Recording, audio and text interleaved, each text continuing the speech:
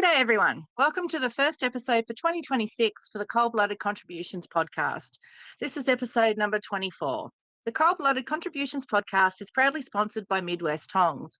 For over 40 years, the Midwest Tongs team has provided the highest quality snake handling tools made in the USA.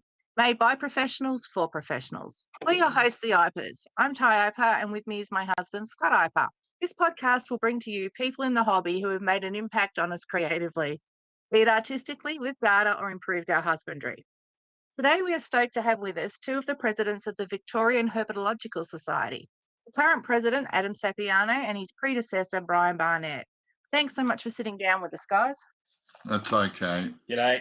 Tell us a bit about yourselves. Brian, how did you start into herps, mate? I started as a young kid. One of my uncles took me out into the Werribee Plains one day.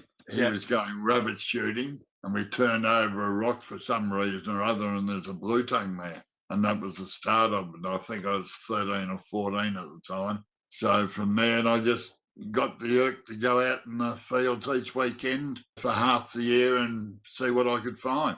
So this is in the western suburbs of Melbourne? Of Melbourne, yeah. So what, out Deer Way, Sunshine? No, Ardea probably didn't even exist then. I used to go up to Laverton and walk from Laverton to Werribee. Not a real big walk, but it's fair enough. There's a lot of rubbish on the sides of the road and you can sort of lift plenty of stuff. But I'd have to hitchhike to get out there and hitchhike home. But I worry about the hitchhiking part now when you see what happens to people. Yeah, definitely. I was very lucky surviving. So were you chasing snakes and stuff as a kid, mate? Yeah. Snakes. So roughly how old were you when you were out there? The first tiger would have been about 14. Yeah, okay. Yep. I knew Charlie Tanner. Charlie Tanner, for anyone that doesn't know, he was a herp from Melbourne. A lot of milking. There was only, I think, him and Worrell were the first two milkers for CSL. Yeah. And Charlie Tanner, he'd beat tigers and stuff like that. And we used to get 7 and 6, which was 75 cents for a tiger snake. Yeah. And strangely enough, he'd give us 10 shillings, which is $1 for blue tongues. Really? So we were getting more for blue tongues than what we were for tigers. With the blue tongues going into the pet shops? No, we'll go into Monash University. I got no idea what for. Oh, okay. Yep.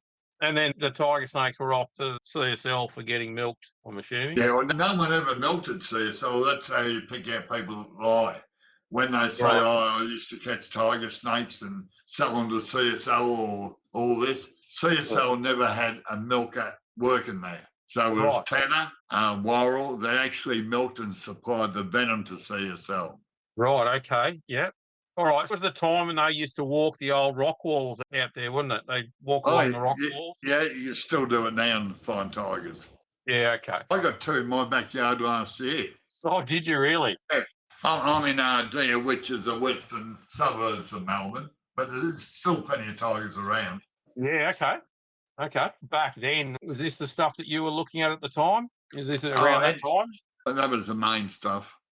That was the main stuff. I didn't travel much. On my first trip up north was when I was 18. I went up to Cairns in the FJ Holden. Yeah. We had a good trip going up north, and what we did, we took a lot of stuff up there. We took up cutting hams and bearded dragons and blue tongues, and we swapped a lot of stuff at every zoo we went to. There's probably 6 or 8 zoos up in North Queensland or Central Queensland, and we'd swap stuff all the way up. You give one of these zoos, or Hartley's Creek, we gave him 4 blue tongues and got 2 baby crocs. Many years ago, mate, I sent some tiger snakes and some long-necked turtles up to a bloke in Cairns and got sent back some taipans and some North Queensland red bellies. They wanted the stuff that they couldn't get too easily, and I wanted the stuff that we couldn't get too easily, I suppose. And we didn't have to worry about any laws then either. Nothing was protected. Yeah, okay. So to give the people an idea, this is in the 60s, was it? Oh, yeah. But I started in the late 50s. Yeah, okay. So you can get over 80 now. Yeah. You don't look a day over 40. No, I was just saying to someone before, I haven't heard from a lot of people for a long time now, but I heard that they thought I was dead. So good luck, I'm still here. That's it, mate, that's it. When you're heading up north, you're going up to see this fella occasionally? Which one's that? Peter Krause. Peter Krause, yeah, good mate. Yeah. I met him when he first came out from Germany. Yeah. I probably was about 15 or something. Peter was a couple of years older than me. But we'd go out chasing tiger snakes and things like that in the western suburbs of Melbourne before he moved up to New South Wales. Right. But I saw a lot of Peter right through my life. I did. We're good mates. You did some good trips with him, didn't you, over the years, out to the Isa and stuff like that? Yeah. I ended up managing a reptile park in Port Macquarie. That was 1969 to 73. During that time, Peter was still at Gosford and Eric Worrell's. And each year we'd go out to the Mount Isa, up to Normanton and all around that area for our end of the year trip. But had some good times. I've seen some photos over the years of some of the trips that you and Peter had done. The vehicle that you were taking out there was pretty incredible. It wasn't a four-wheel drive or anything like that. I'm assuming it got a bit hairy on the black soil when it rained? Yeah, we only hit the wet black soil once, 59 Yang Fair Lane. I've still got one of them. I've had quite a few of those during my life. Yeah, the old Yang tank. We also had the trailer on behind that and a boat on top, so it was pushing it. But everywhere you went, they'd all stare at you because 59 Fair Lane was a pretty impressive looking car and not many people had ever seen them. Well, I think the other thing is too, mate, is a fairly long way between hill stations back then. I'm assuming you would have had a few jerry cans attached to the car. Yeah, always had the jerry cans, yeah. So what was it like herping out there at that time? It would have been bloody hot, I suppose. Yeah, I wasn't much of a field guy. I hadn't been out much. Peter was an expert. He knew how to find a snake. He'd find a hollow log, particularly in Mount Isa. We found this big hollow log one night. Yeah. I think he found a couple of bits of skin on the outside of the log. Yeah. And he said, I think there's snake in here, Brian. So what he did, he got a couple of twigs and the entrance to the log, what he did, he just poked those twigs into the ground. He said, come back tomorrow, we'll see which way, whether it came out or went back in again. Yeah. And we came back and the twigs had been pointed inside, so he knew the snake. You couldn't see right through the log. It was very big. Yeah, okay. Yeah. And he had the indication that the snake had gone in there since we'd been there. So chopped the log open and we got the snake. So what was it, big olive python or something? Yeah, big olive python. It spewed up another story behind that, it spewed up a full-grown duck when we got it out. It had only eaten it in the last few days sort of thing, so we knew what it ate. And that time I was working in Port Macquarie. We took it back to the park, and it was 11 months before I got that snake to feed. We tried it on ducks, chickens, all forms of birds, rats, mice, guinea pigs, everything you could think of. Just did not eat. And one day someone came into the park. The snake was still in good condition, but actually not real plump. And someone came into the park and said, we got some little rabbits we want to get rid of them. Can you put them in your nursery? I said, yep, no worries. Only just weaned from the parents. I offered one of these to the snake and it took it straight down. There was no rabbits in Mount Isa. Definitely not. So I worked that one out. Or your nursery. I think sometimes, though, when they decide that they want to eat, that's it, they're on. And ollies are one of those snakes. We had ollies for years that would go for months without really being interested in food.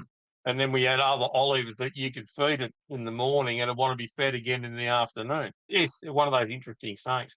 And he'd also gone that long, he had to eat or, you're going to die one day. Yeah, eventually you would, for sure.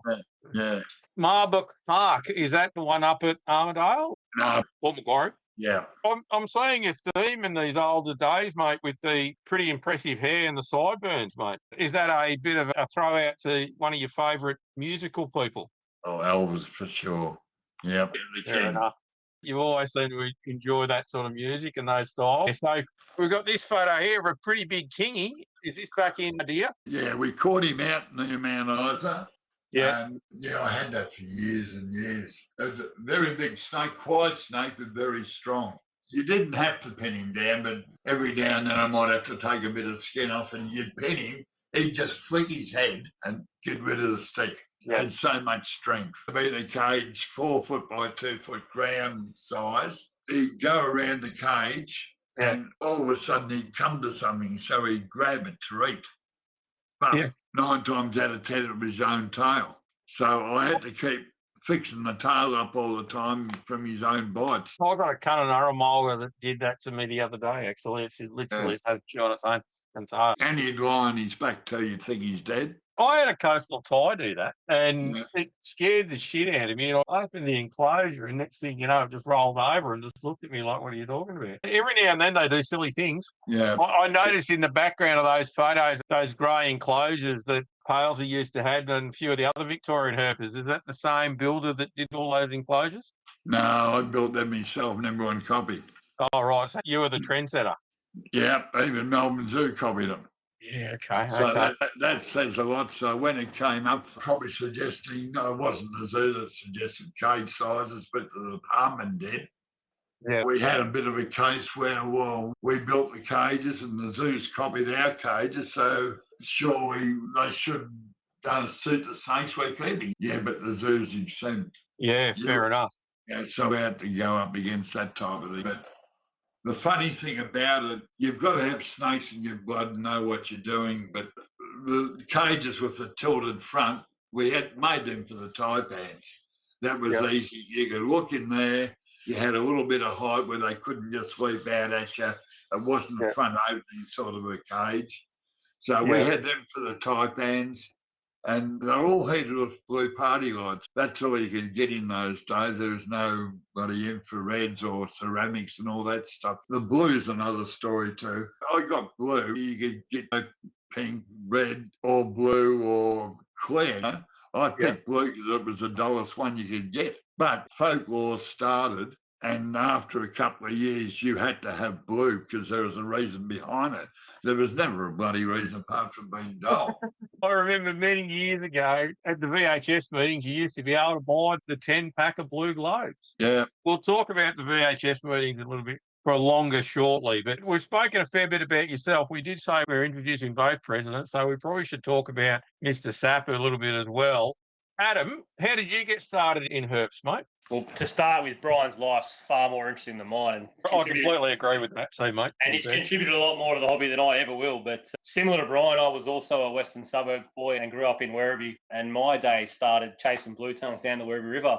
After school with a mate, we'd go down the river and we'd catch as many as we could, bring them home, have them at home for a week or so, take them back and catch the next lot, bring them back and swap them over. Every sort of week we'd swap them over. That was my first sort of introduction to reptiles, was the Werribee River and chasing blue tongues. Were your parents supportive with reptiles, guys? My mother was, and father was, that's my stupid son that goes out snake catching. Until you got a bit of a reputation that he wanted to ride on the tail sort of thing. The one thing I just wish he had lived to see me get me OAM. Definitely, yeah. And no one expects to get it. And when you get a card, you well and truly deserve it, mate. Over the years, the amount of herpers that you would have helped over the years would be absolutely incredible. Yeah. I suppose that sort of leads us to how you and I first met. I was 9 years old when I first met you, Brian. I was a pest as a young kid. I remember going along to the first VHS meeting, and my mother brought me along to it. And she goes, we were talking about getting a snake, and you said that it was a great idea, much to my mother's horror. So that was always good for a laugh. But for me, I was getting taken along to these VHS meetings, and that started in 1990 for me. That was at the Pharmacy College. Now, my understanding was that the VHS actually started in the late 70s. Can you give us a bit of the history of the VHS? I haven't got the real early time. I got back to Melbourne in probably 77. Yeah. And I think I was on one of the committees, probably late 70s, but it was being run from the Melbourne Museum to start with, I think. Then it moved out to Arthur Ryler Institute in Heidelberg. But they had some of the zoo guys and Ronnie Waters. Ray Draper. They were doing their thing. Myself and a couple of other guys disagreed with the way it was being done.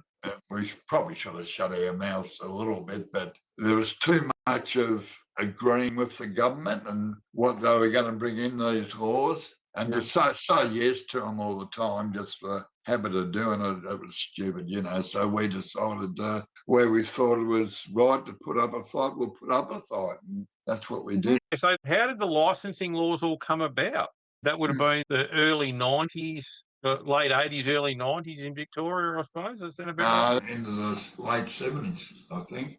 Late The 70s Wildlife is when Act the was schedules... 75, Yeah. yeah. 75 was the Wildlife Act. That's when that was first put into place. But what was chucked up, they got all the so-called experts together. We're going to work out what we're going to do, you know.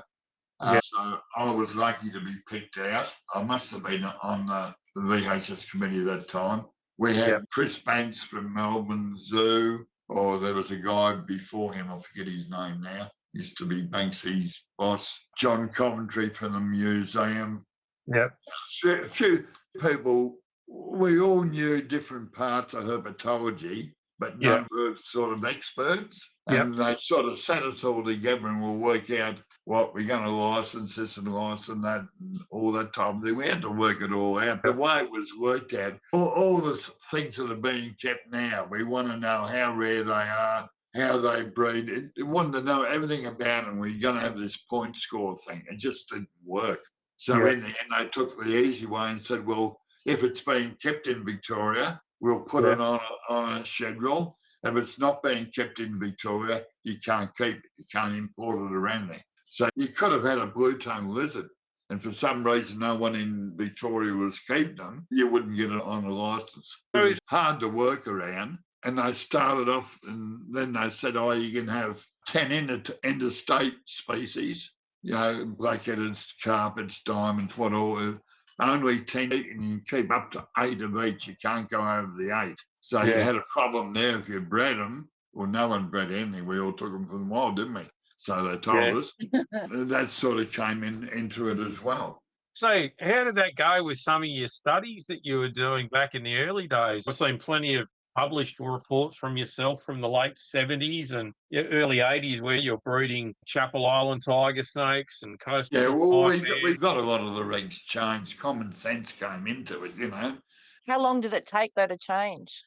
Oh, you're bashing your head against the wall. It took years. You got no help from professional people. And we haven't had a really good time with public zoos. Zoos like Weigels, great, not a problem. But the government ones, there seemed to be a barrier there.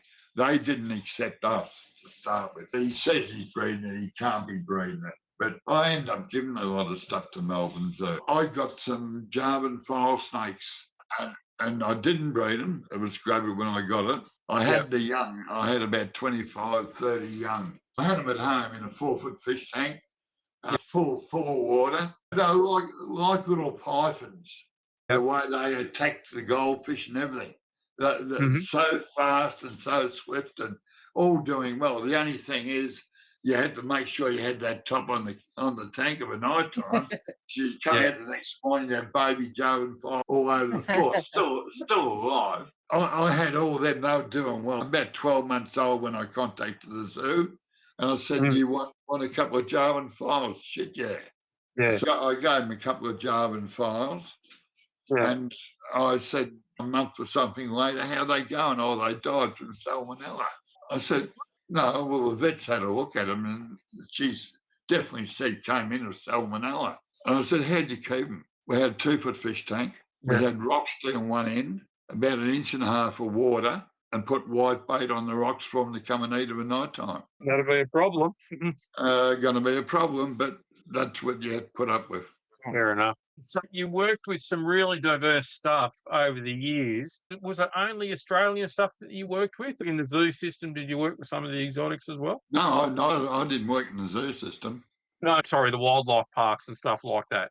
Sorry. Marback Park. No, Marback Park was only Australian stuff. Yeah. Okay. But, yeah, there was a heap of foreign stuff around. Didn't turn me on at all. Yeah, fair enough.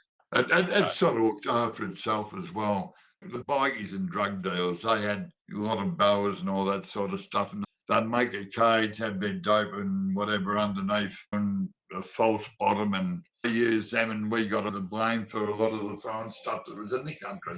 But most of that stuff's worked itself out. Yeah, fair enough. So I suppose fast forwarding across to the 90s, the VHS, it really became this thing with Monitor magazine coming out and the journal coming out and the various bits and pieces to it. How did the VHS get rekindled again in the 90s? Because it seemed to be a bit of a hiatus during the 80s, didn't it? Yeah, went in and out a couple of times where I just sort of had enough or couldn't keep doing it. We had a couple of people that put their hand up and had a go. Then Adam came along and he's been a stalwart for the last big run. Yeah. But it's not as though you can't get enough workers, but it's probably true, you know. And a lot of people, they should put their families before their herp. And a lot of us dedicated ones have probably gone the other way and put the herp first, you know, and you pay the price at the end. Yeah. Over the years, mate, what was your favourite meeting that you ever had? One I always talk about is the cat man from South Australia, Dr. Walmsley. Yeah. You probably might have seen that one. That was held at Pharmacy College. We had him, he started at 8 and went through to 1:30 in the morning. But he just ripped everything apart, you know, he was great. Not just a herp, but a wildlife guy. Doing a lot like, I have to mention his name, Roy Pales. Yeah. Known him since he was a boy, one of my greatest mates. Been accused of doing this and that and everything else, but Christ, what he's doing now. And still has to fight for the department. Building sanctuaries just for the animals. Yeah. And no help from the government. No, for sure. The sanctuaries that Roy's been building and getting rid of the ferals that are in there and building feral-proof fences and doing all this additional stuff to try and really conserve the wildlife that's there. Not asking for anything, just wanting to try and do the right thing by the wildlife. Back to what it was, yeah. Well, what I always say, people like Roy will be remembered in 100 years from now. The people in the government, the ones we have to battle all the time, they're forgotten next week. Fair enough. Adam, what was your best meeting? While Brian was answering, I was thinking, and I think there's been a lot of really good meetings, but I think one that stands out to me, similar to what Brian was talking about, Dr. Walmsley, with the passion and what he brought to the meeting, was probably Dingo Dinkelman, to be honest. Bit of a character to be out there, and I remember driving with Dingo to the venue, and I asked him if he had a talk prepared, and he pulled out a scrap bit of paper with 3 dot points on it, and I was like, I reckon we're in trouble here. But just his passion for wildlife in general, not just reptiles, not just the herp, but his passion for wildlife really showed in that talk, and I don't think there was anyone in that meeting that didn't feel inspired in some way to go out and try to make a difference when it comes to protecting wildlife in general. So that's probably one of the most memorable meetings for me. Very impressive dots then. Yeah, it was genuinely 3 dot points, and our treasurer, who was also in charge of the IT stuff, was stressing because whilst driving to the meeting, Dingo is emailing him photos going, can you put these into a presentation for me? But it was one of the greatest talks I've ever sat through and listened to when it comes to passion for wildlife. I've got a dead heat for myself. So the 2 talks, when I think of the VHS, and I think one of them was probably the biggest talk that we ever had at the Pharmacy College over the years, Brian. It would have been Barker's talk. I thoroughly enjoyed that one just because of the whole thing about it and the Pythons of Australia book being released and all the stuff that went along with it. So Dave and Tracy Barker was incredible. But I still think my favourite talk that I ever saw was when we got the 4 guys from WA over, where we had Busho, Marion, Dave Robertson and Rob Brown-Cooper. Yeah. I thought that was an absolute hilarious talk. And it was basically Brad Marion and Busho ragging on each other the whole time, teasing each other about cigarette butts in the pictures and stuff like that. And then we had the Herp's backyard of Roy Pales, I think, for Barker's talk. And there was a couple of people in the background going, what's it like to be bitten by that one, Roy? And he'd be telling us all about what it was like to be bitten by blue bellies and copperheads and tiger snakes and all the rest of it. You know, a lot of fun. Yeah. How long have you been president now, Adam? Some might say too long. I want to say 13 years now, 14 years. Yeah. Lucky enough that Brian was kind enough to endorse me for the role and actually asked me about it. And to be fair, I felt pretty privileged that Brian asked me if I'd consider the role. Wow. Do you want to share with us the core values of the VHS? So we don't have any like core values written down as such. There's no mantra on the wall when you walk into a VHS meeting or anything like that. I think our goal at the VHS was to make it as inclusive as we could, whether it be families, singles, men, women, whatever. Our goal was to make it as inclusive as we could so everyone felt comfortable to come to a meeting, because all we want to do as a VHS is encourage people to get into the hobby regardless of who they are or where they come from, really. That's probably the main thing about the VHS. How do we make it more of a family safe space, I suppose, so everyone comes and enjoys the meeting? I really think we've got there. Like, I think we've done a lot of work, and from selecting the right guest speakers, not all have been the best guest speakers, but I think everyone has come on board and really embraced that sort of culture of family safe space. I think for me, a perfect example of this is back when I was 14 years old, the VHS and Brian wrote a letter. We had a person that had got bitten by a death adder who was 15 years old and decided it was a good idea to get bitten by a death adder and then ring up the Herald Sun, or it was the Sun newspaper back then, and put himself on page 3 of the Herald Sun telling everyone about how this kid had been bitten by a death adder. And the response from the department was, no one under the age of 18 is going to be allowed to keep venomous snakes anymore. And so there was 3 of us at the time that received this letter from the department, myself, Heath Butler, and this other joker. And I got a letter or a phone call from Brian. I think it would have been a phone call from Brian afterwards saying, don't worry about it too much. We'll end up putting a letter together and you can send that into the department. So I ended up getting a letter from Brian. It was signed from the VHS letterhead and signed from Brian saying that Scott's a responsible kid at the time and that he handles snakes in an appropriate manner and that he should be able to keep his venomous snakes until he gets to the age of 18. And he's a member of the VHS, et cetera, et cetera, et cetera. And I believe Heath Butler got a similar letter to that as well. And I suppose that story for me is something that embodies the support of the VHS. The VHS didn't have to do that, but that's how they were going in to support their members. And as much as I was an annoying kid and all of the rest of it, it was people like Brian that took time out of their day to really give me the time of day as a kid and foster that enthusiasm. And, that sort of led me down this path that I'm into today. And so that's the embodiment of the VHS. It's foster the youth and do what you can to keep people involved in this thing that we all enjoy.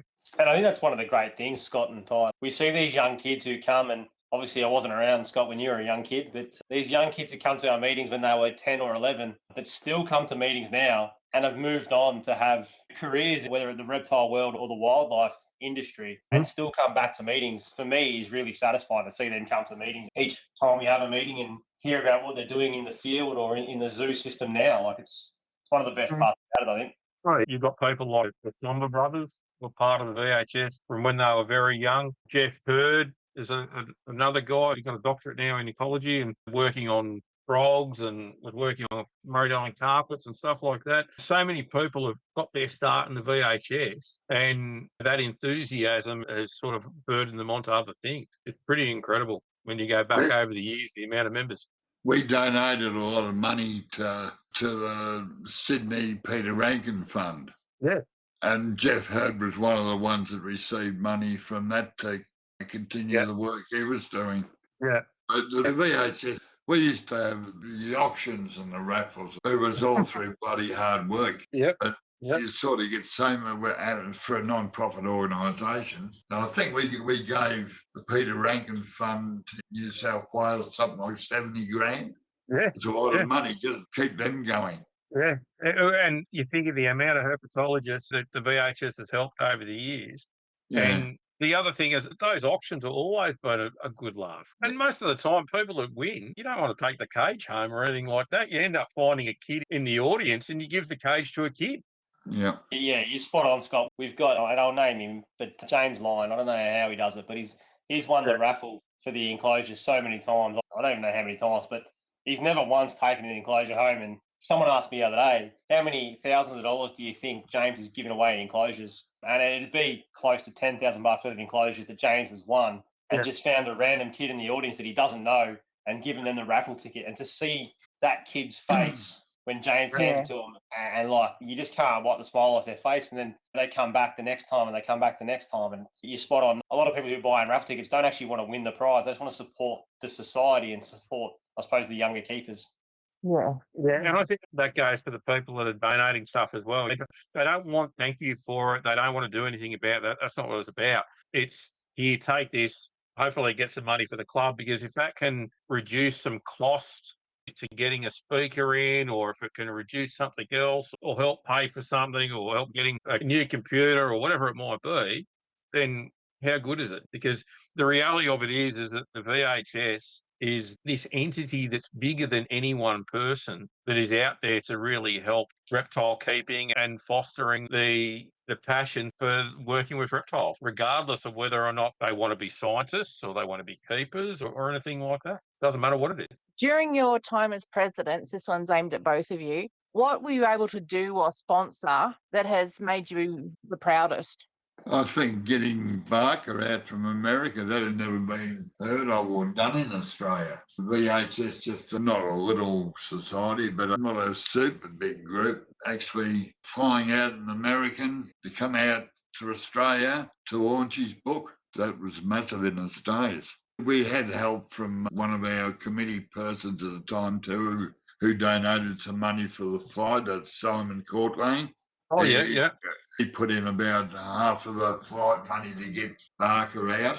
So that was appreciated, and it just shows what he thought of the society too. Yeah, definitely. I think for me, similar, it's about using our platform to support conservation efforts around the country and around the world. So helping people raise money for different things, not necessarily the VHS just giving money away, but using our platform and our meetings to help people raise money for conservation efforts, I think is always rewarding to see those people. They all appreciate the help we give them. For me, that's probably one of the greatest things. I mean, the expos we put on, obviously there's a fair bit of work that goes into it. And if you ask me a day or two before the expo, I'm probably going to tell you I'm never doing another expo again. But, I think one of the proudest moments is when you sit back at 7 p.m. on the Saturday night when everything's packed up and you're sitting there and you're just going, you know what, we just did it again. Put on another massive expo. Touch wood, we keep going with these expos. As Grant always says, the greatest. The greatest expo ever, says Grant. But to get to the end of it, and like I said, if you ask me 2 days before the expo, I'll tell you it's the last one I'm doing. After the expo, it's normally about 7 o'clock when I start driving home after the expo and make a phone call to some of the committee members and go, we're going again next year. Yeah. That's funny, right? You just mentioned him.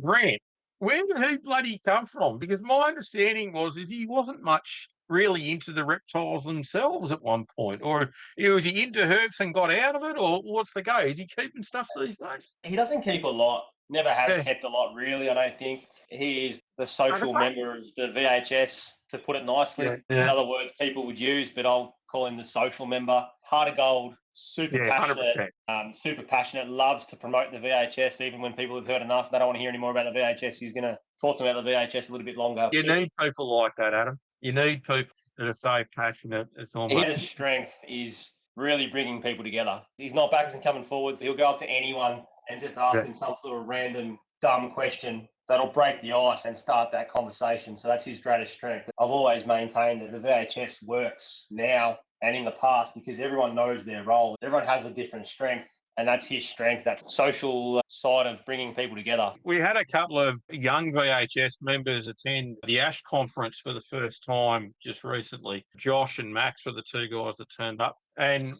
it was very interesting because they were proudly wearing their VHS tops, running around all these herpetologists from across the globe. It was quite good to see the VHS being plastered around ASH. So, and the shirts, they're very easy to see and quite prominent, particularly like the one that's got Barnett's mug on the back of it.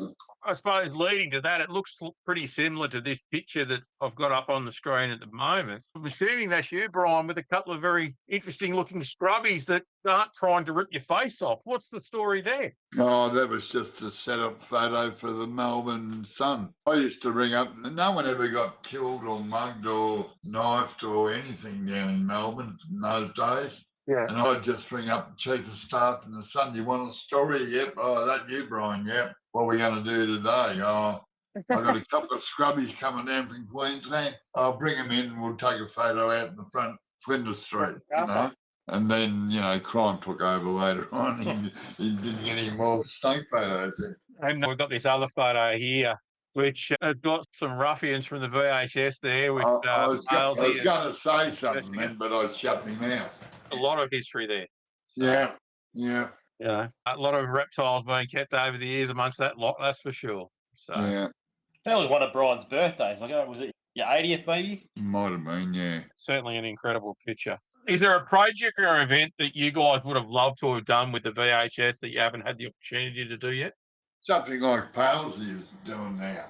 Getting these sanctuaries up and going. Introduce animals back to where they should be and bringing the country back to the way God put it. Yeah.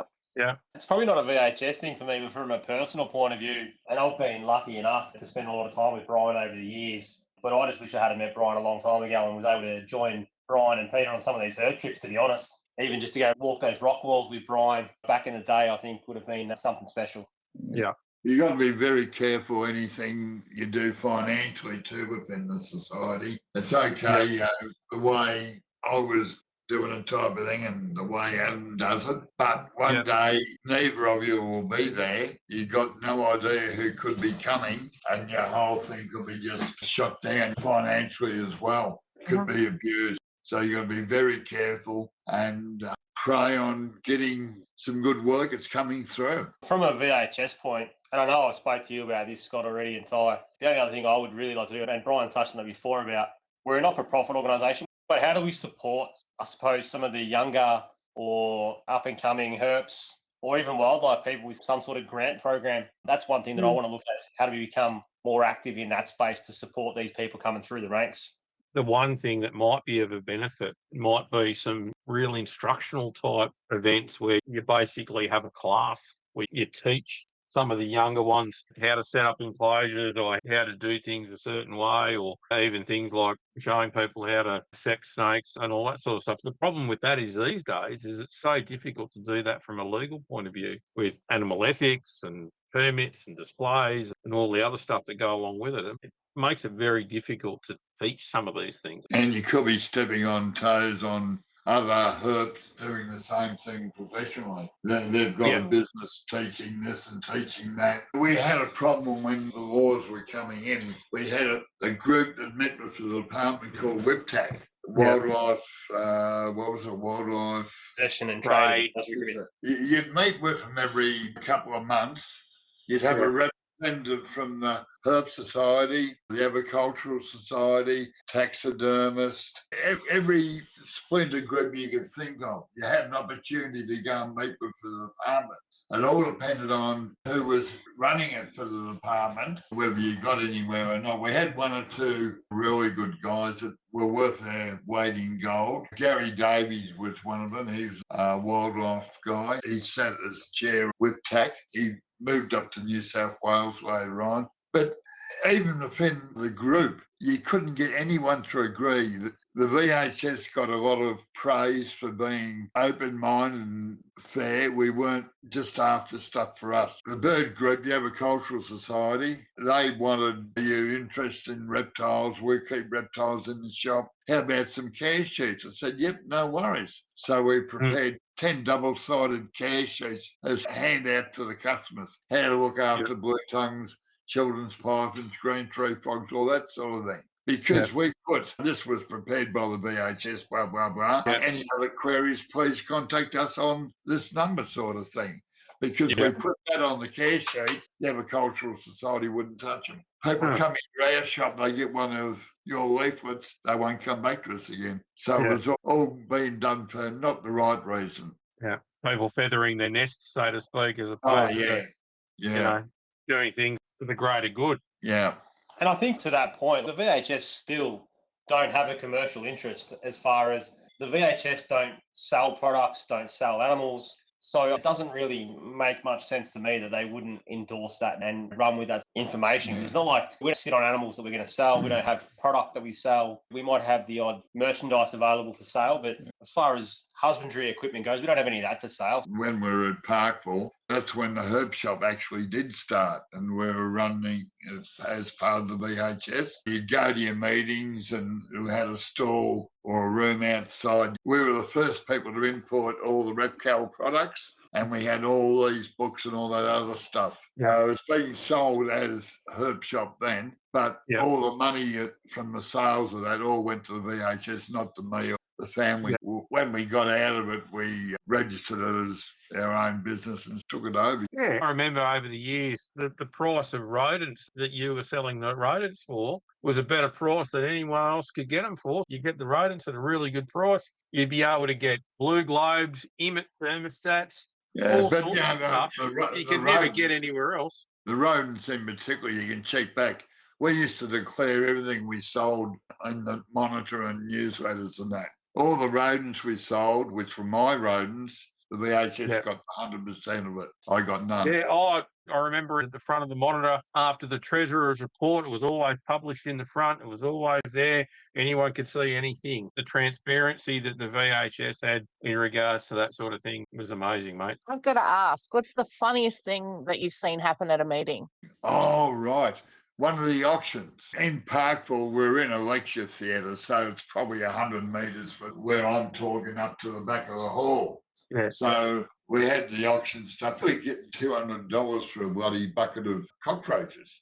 Unreal. Yeah. That's when the roaches first came on the market, and we sort of had that tied up. But the pet shop guys would come for the early part of the meeting to get the roaches, and they'd just go once they got their roaches. Made a fortune out of that.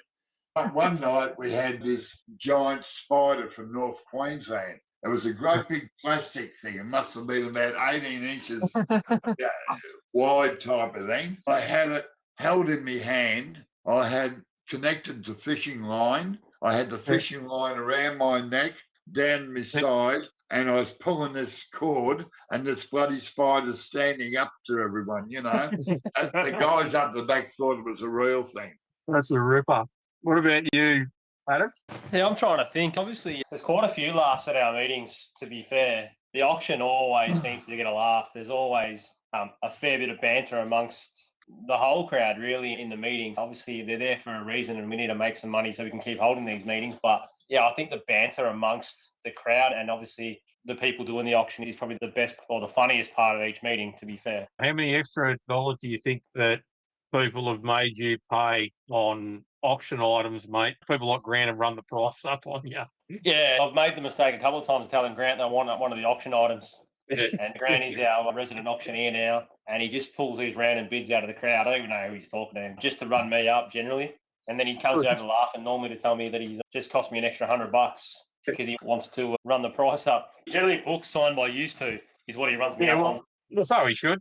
The scribble makes them worth less, I think. Start saving for the next one. Yeah, I've started saving for the next book already. I've heard some rumours. Ty, where'd your Christian name come from? My parents hated me. That's not short for anything. My actual name's Thais, but no one can pronounce it. So people just started calling me Ty, and I went with it. Apparently, when my mother was 8 months pregnant with me, they were in Canada. I'm English. They were in Canada, and there was a Taiwanese man and a Portuguese woman, and they'd taken half a name from each race and come up with that. And they liked it, and I got stuck with it. Yeah. When we had our first one, the second one. I was going to say, hey, you're right. Yeah, we had TY. Yeah. That was copied from an American cowboy actor, Ty Harden. So it wasn't an existing name, TY. Yeah. And Taipan's were my favourite snake, naturally. But you couldn't call your kid Taipan for sure, you know, so we'll just go with Ty. So we have Ty, then Ty calls his kid Taipan. I got the grandson Taipan, T-A-I. No one looks twice. Not now, no. Not these days. Yeah, and it's a great name. It's Superior One. It's Chinese. T-A-I, then P-A-N. Superior One, and he's quite proud of it. Yeah. Yeah. And also a good champion kickboxer already. Oh, okay. So he's taken that up, has he? Yeah, the Indigenous. Yeah. Oh, fantastic. Awesome. Yeah, he's got championships and everything. So just like a Taipan, he's got a bit of sting in his tail. Has he what? Yeah, he's broken his foot a few times. So who was your favourite herping buddy over the years? It'd have to be Krause. Yeah, I had mates down here who were tiger snake guys. Great mates, great guys, but they weren't interested in going for anything else. But no, it'd have to be Krause for sure. What about yourself, Adam? Yeah, I don't think I've got a favourite buddy. We've got a small group that we do a lot of stuff with, a lot of stuff in Victoria with, but then also like to get away on family trips, which has been really good over the last few years. We've been lucky enough to travel as families, and my wife and kids have come along, and my mates and their families have come along. So there's a small group of us that just love getting away together. We've done quite a few trips, so Central Australia, up the East Coast a couple of times, and through Victoria as well. I'm currently planning a WA trip for later this year. It's good that the kids and the wives all get along as well, which makes it a little bit easier to suggest 8-week herp trips in WA. Was there any animal that you didn't get to keep that you wanted to keep, Brian?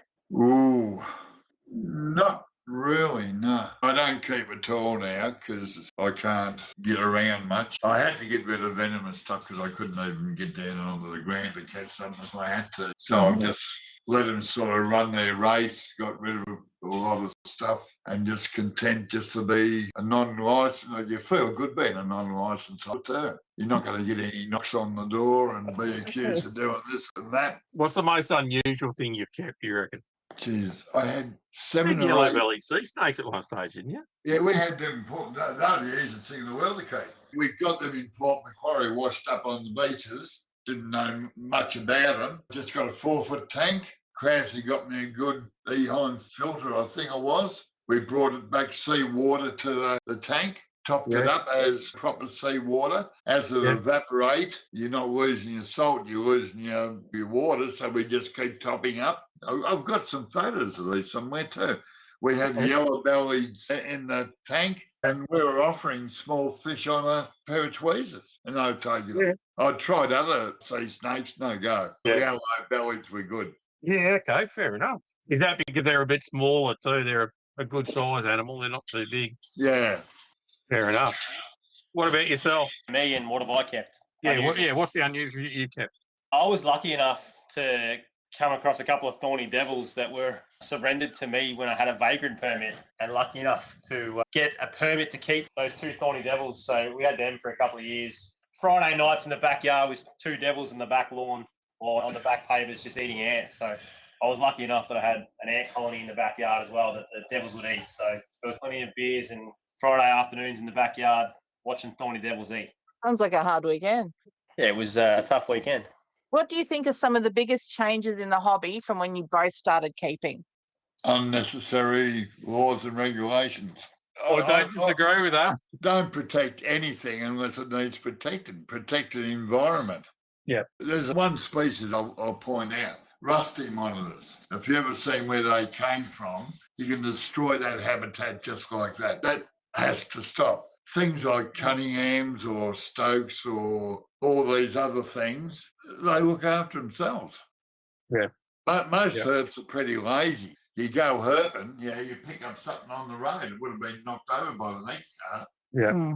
And to me, from what I've seen in 50-odd years, well, I'm still catching tiger snakes in my backyard. Yeah. And how many people are putting shovels through them and stuff like that?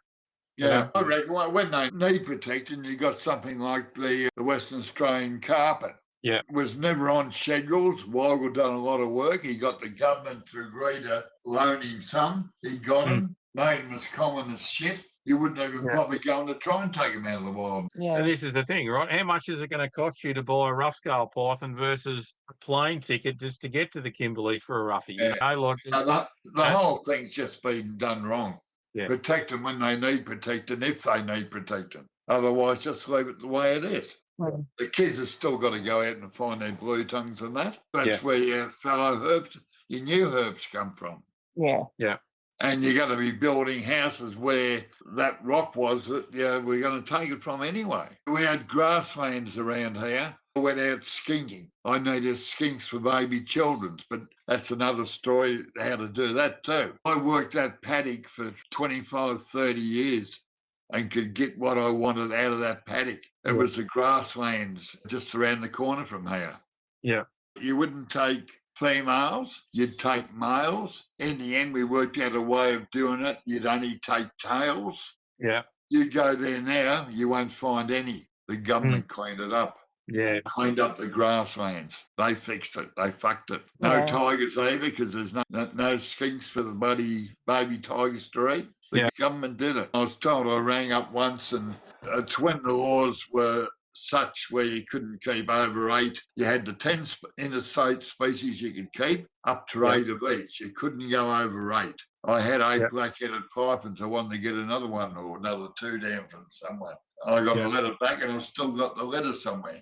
We can't give you the permit for the extra 2 in case they ever get out and get down the creek near you. That's insane. I've got it in writing from the department.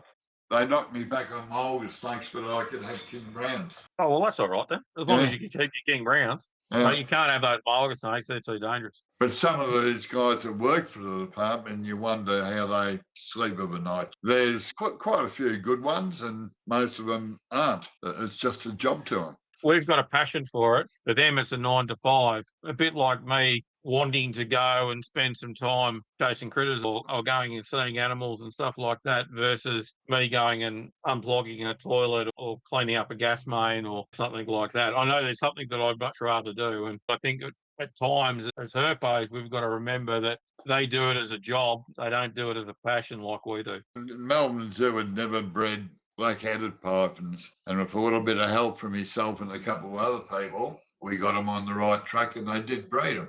A female's waiting to lay eggs very close. I rang up the zoo for something, or the reptile house for something one day, at 4:45. How's the black-headed? Oh, shit, looking great. Looks like she's just about ready to lay.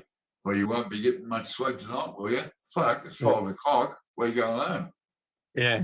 Where we would be down the shed. Yeah. 100%. My son Brett's not a herp, but he'll pick a few things up. We used to donate mice to the Melbourne Zoo. Sorry to mention the Melbourne Zoo all the time. We used to donate mice to the Melbourne Zoo each week. Yeah. And we'd give them 300, 400, 500 mice. That's from work anyway, so it wasn't actually out of my pocket. So we'd drop around there each Wednesday. In the end, you'd really get a sort of thank you as though it's just part of the thing. And this Wednesday we went to the zoo, round the back where we put the mice in. The guy came to the door, I won't mention his name. He opened the door up. Brett said, "Fucking, what's that fucking smell?" Yeah. And he said, "Oh, we got trouble with these black-headed eggs." And I said, "What trouble?" He said, "Gives a look." And they were beautiful eggs. They were green, yellow, pink, purple, all the colours you could think of. And they're trying to save these eggs that died days ago. And they said, "Oh, no, one of them must have got a split and the flies got in and fly blown them." One of the most incredible things I've ever seen in regards to reptile eggs was something that you did, and you photographed it all the way through. And they're hanging in the... I think you know exactly what I'm going to talk about. Yeah. I have 2 questions. How did it start, and what gave you that idea to do too much moisture in the container, and it did get a leak. Yeah. So for the people that don't know what we're talking about, this was a potted python, or was it children's? No, children's halfway through incubation, and it did sprout, and it was losing part of the inside. So I did that final little bit of a rip. And I thought, well, an egg's just a thing that contains a thing. Yeah. I put it onto 4 bits of cotton and suspended it in the incubator container, and it grew. And one day it just hopped over the side of the thing and came out. I've got all the photographs, all the different stages. So that was the incredible part. It was an accident, but I tried it on taipans. It's been the most common snake I was breeding. So I picked the taipans out and actually tried it on a couple of eggs, but didn't work. I'd done mouth-to-mouth on a deaf-adder once. Fed of the mouse, it was obviously too big and sort of choked on it. Yeah. Sort of knowing at the time I shouldn't have done it. But you could pinch it, it had no reflex at all. And we just got a straw, put it over your trachea and just short little puffs. And all of a sudden, a few minutes later, a little twitch in the tail and we got him back out. And I've done that on a water python as well. Wow. Incredible. You try some things that are relatively simple and you sit there after the fact and you go, I don't know why I didn't do that earlier. I had a mate who had a parenti egg, same issue, had a little bit of fluid getting out. And we were talking about it. And I said, why don't we just put a Band-Aid over it? I said, it's not going to get any worse. If it's not going to get any worse, let's just see if it fixes it. Sure enough, Band-Aid over the split, it sealed it up. It was enough to seal it. And 70 days later, out popped the parenti. No problems at all. There's different ways to do things, I suppose. What about yourself, Adam? What's been the weirdest thing that you've come across or done out of the box? I don't know, that's a tough one, to be honest. Obviously, that photo I've seen of Brian's children's python is probably one of the weirdest things I've ever seen. But me personally, I don't know. I can't really think of anything, to be honest with you, that's out of the box or weird. Brian, in the peak of your keeping, can you describe your herp room for us, please? Busy, congested, not big enough. I remember as a kid going into Brian's snake room and just seeing click-clack after click-clack after click-clack amongst all of the other cages and stuff like that. And I remember peering into a red click-clack that had aquarium gravel in the bottom and the first blue-belly black that I'd ever seen in person. And I was like, right, I'm hooked. That's what I want to keep. I think for me, Brian spoke about it earlier, but those angled front enclosures that Brian used to keep coastal taipans in, when I was keeping coastal taipans and had front opening glass, it was certainly always interesting at feed time, and the coastal ties always had to be fed first because you knew once they smelt rats in the room, they were coming out pretty hot. So I then went to those same enclosures that Brian used, and I think if I ever went back to keep coastal ties, it'd do the exact same thing. I just think they're easy to work with. And the room to put cages on top. Yeah. That were an old grain bin. That was copied from a grain bin. Ah, so that's the history of it. Yeah. That's a grain bin. Yeah, a grain bin. Yeah, no, that makes sense. Can you tell us an old-fashioned trick with reptiles that was fantastic in the day but's been lost over time? I used to feed a lot of the children's pythons where we were feeding skinks. Right, got to stop doing this to parts of skinks. Tail. Yeah. You get just a set off that one tail you've taken off the live skink. You could feed 20 bloody baby children. Then I looked at different things. Remember the PEX fish paste in a little jar? A couple of those works too on trick feeding. I forget which ones they were now. It's a matter of trying what you'd call stupid things. And if it bloody works, well, it works. I end up getting a bloody permit to go and collect skins for a week. I think I was the only one in Victoria that had it. But I had to stipulate a time, a place, and too much of the bloody end. Yeah.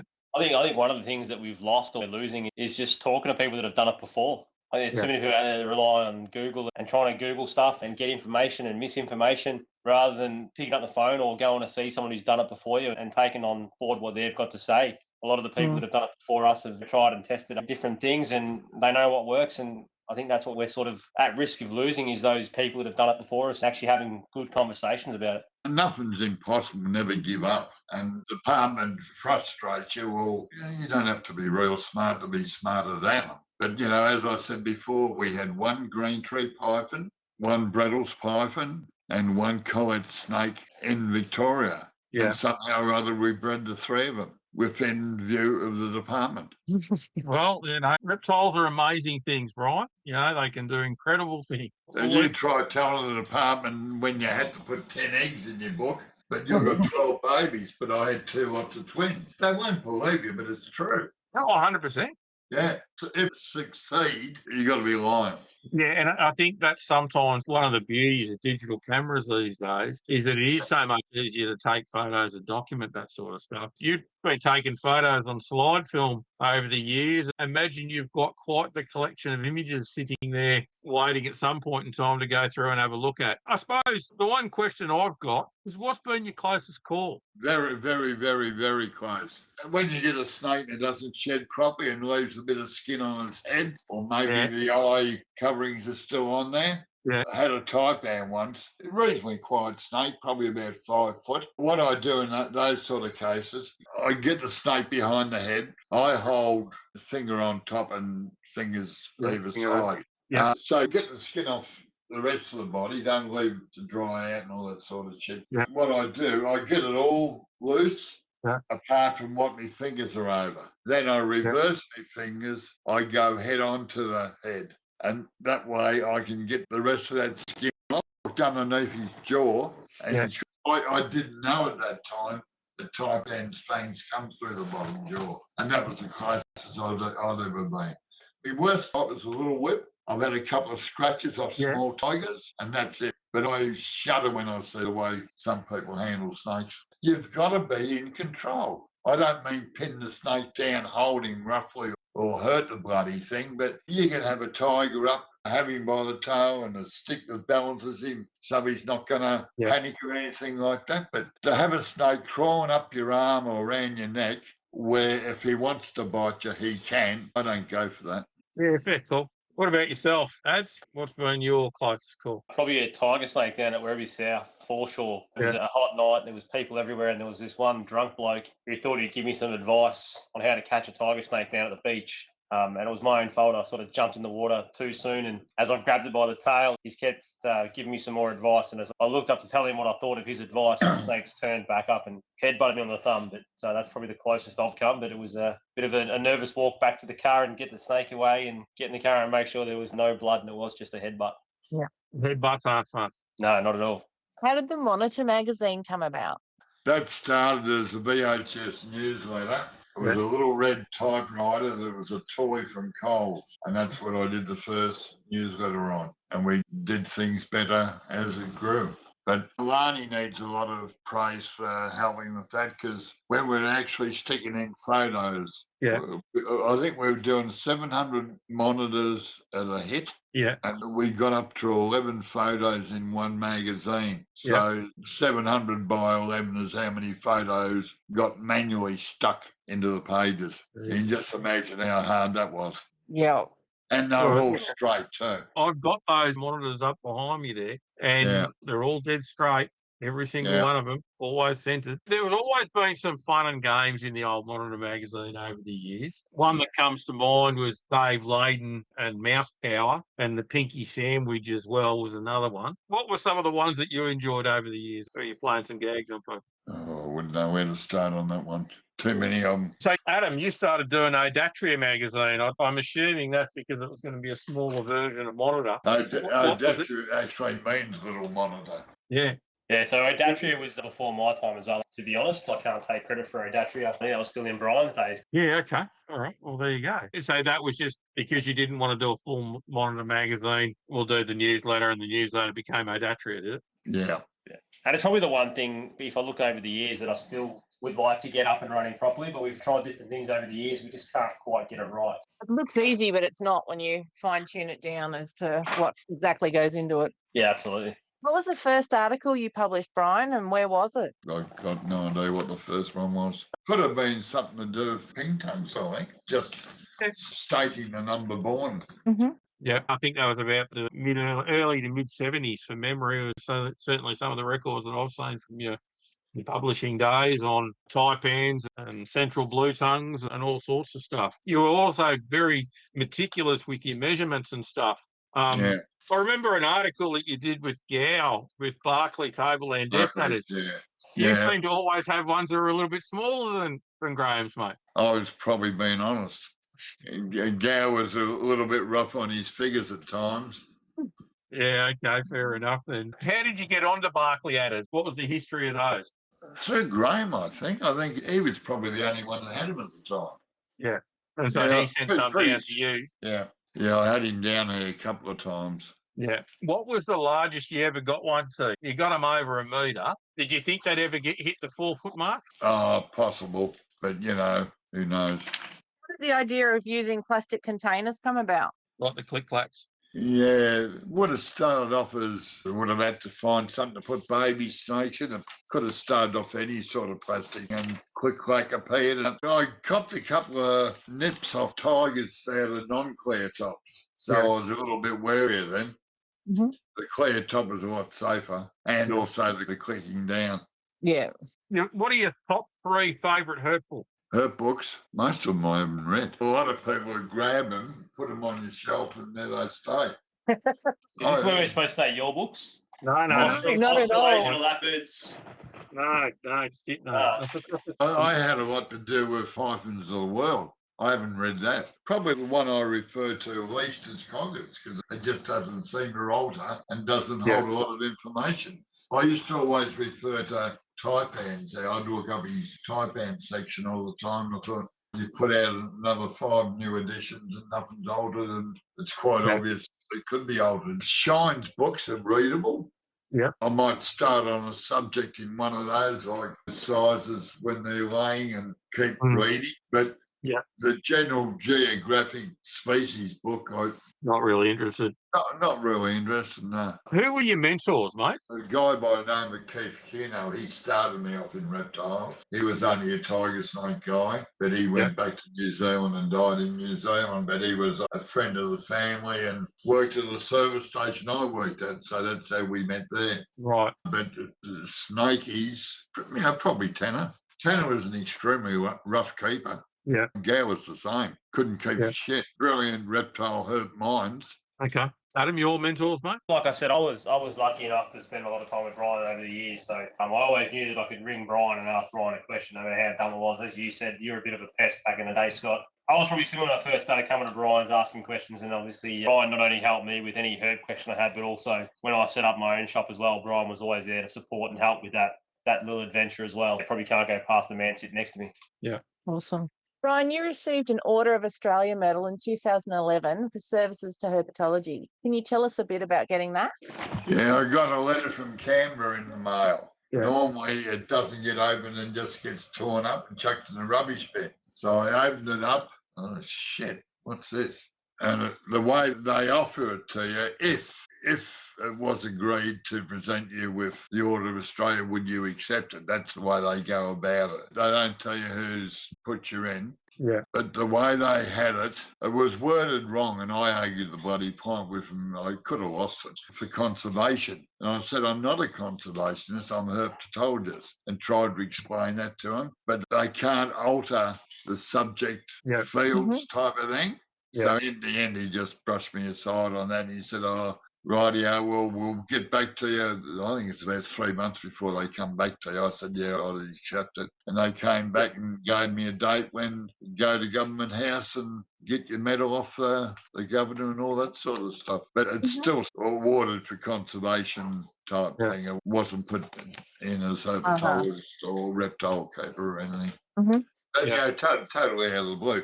There's a lot of people in there. I think they go through about 100 a year, and you meet the people, and they're all pretty much the same. It'll be an Italian guy that's done a hell of a lot of work for the Italian community in St Albans, or a couple of soldiers that have just come back from overseas fighting, a couple of police that have done. It's a wide and varied mob, but I reckon none of us expected we were going to get it. You don't expect it. Yeah, I think it's very well deserved, mate. The amount of people that you have mentored over the years and through the stuff that you published, through the formation and the guidance that you've given to the VHS, the amount of animals that you have saved the lives of by teaching people how to keep things properly, and then being a facilitator for that dissemination of information amongst keepers, I would argue that you have conserved the lives of many a herper out there. It's certainly an incredible thing and something you should be very proud of. Thank you. How do you measure success in reptile keeping? What are the sort of metrics that you use? Is it breeding or is it something else? Me or Adam? Both of you. Breeding's got to be the ultimate. Yeah. And trying different ways of keeping. We all make mistakes. I've probably made every mistake, but you never make it twice. Yeah. So you learn as you go along. You must improve yourself all the time. Some of these mouth to mouth on the snakes and bringing them back to life. Some of these we're half pissed all the time, and it doesn't matter. That's where it all comes out. You wouldn't have tried it otherwise. And I tried the embryos hanging in the baskets again, but it didn't work for me. Okay, yep. Adam? I think I agree with Brian. I think obviously breeding plays a part, but I think we've all made mistakes. And if we sit here and go, we haven't made any mistakes, I don't think we're being honest with ourselves. And I think being humble enough to share those mistakes also is a good sign that you're a good keeper. If you're happy to admit you've made a mistake and happy to share that with people so they don't make the same mistake as you, I think that makes you a better keeper. And obviously sharing that knowledge makes other people better keepers. Definitely. Brian, we've got a viewer's question from Josh Festuca. What's the one piece of advice you'd like to impart onto the next generation of keepers to improve reptile keeping? Ooh. Keep within your keeping powers. Don't do it as a numbers thing. Yeah. Maybe concentrate on one species at a time or something like that. Don't let it affect your family life. Most important, get that right balance. One question that we ask everybody is, have you ever witnessed misogyny in reptile keeping? And in your opinion, what can be done to help stamp it out? To me, I think we're seeing, and I think part of this comes back to the VHS trying to provide that inclusive environment. Yeah. I think it's there as much as it used to be. I think definitely, and I think I've told you guys this story once before, is when I first took over as president, I had a female come up to me and ask me what I was going to do to change the boys' club. And I was like, I don't understand what you're talking about, because it didn't make a lot of sense to me. But I think that the positive thing for me is that lady still comes to our meetings and has nothing but praise for the VHS now. So does it still exist? I'm sure it does in the world. I would like to think the VHS is better than that. and that we wouldn't accept it or put up with it as a VHS. So, yeah, I think for me, I think it's getting better. Is it perfect? I can't answer that. There's a lot more female reptile rescuers on TV these days, where it used to be always men. Yeah. And the lady from Brisbane, the English one, she comes over quite well. They're very non-scientifically, but it's still entertaining and pretty accurate. I don't want to speak on behalf of my daughter because she's not here, but I've had conversations with my daughter. She comes away on every trip with me. And one of the things she says to me is she loves how all my mates just treat her like a person. It's not that she's the only girl in the group, but she's just another herper who loves being out in the field. So maybe I'm a bit biased because I'm lucky I've got some good mates who treat my daughter with the respect of a person, not as a 15-year-old girl. She's just one of us, really. Yeah. Not drinking as much alcohol, I hope. No, she doesn't drink as much. And to be fair, when we're on trips, we don't drink a lot either because we're generally road cruising. So we might have a couple. But apparently I can't call her a little girl anymore because she's 15 now. No. She'll always be your little girl. So what's one takeaway you'd like the audience to get from this episode? Brian, I'll direct that one to you. Ooh, just do the right thing by reptiles. The laws are there, so you're supposed to obey them, but just common sense, just do the right thing by reptiles. Is there anything we haven't covered that you want to say before we close out? Well, I think we've got through pretty much all of it. For me, it's just about people knowing that they can come to the VHS and come to a meeting for free. We don't charge people to turn up to meetings. Our meetings are free for everyone. Everyone's welcome. Follow us on Facebook and get our updates on our meetings and stuff. I think it's the best way for people to find out when our meetings are and what we're doing. Yeah, for people to understand that our meetings are free for everyone to attend. We still get quite a number of messages from people saying, do I have to be a member to attend a meeting? The VHS made a decision a long time ago that no one has to be a member to attend a meeting. Obviously, if you become a member, it helps support the VHS, but we just want to get that information out there. And hopefully, when people come to a meeting, they fall in love with herp and become more involved. Thanks for listening to the Cold-Blooded Contributions podcast. The Cold-Blooded Contributions podcast is proudly sponsored by Midwest Tongs. For over 40 years, the Midwest Tongs team has provided the highest quality snake handling tools made in the USA. Made by professionals for professionals. Visit Midwest Tongs at www.tongs.com. A massive thank you to our guests, Adam Sapiano and Brian Barnett from the Victorian Herpetological Society. We really appreciate you guys taking time out to talk to us. Usually we will be releasing our podcast monthly, so make sure you follow us so you don't miss out on an episode. Give the Cold-Blooded Contributions podcast a like on Facebook so you don't miss any updates, giveaways or guest announcements. And always remember to trust your creativity. It's intelligence having fun.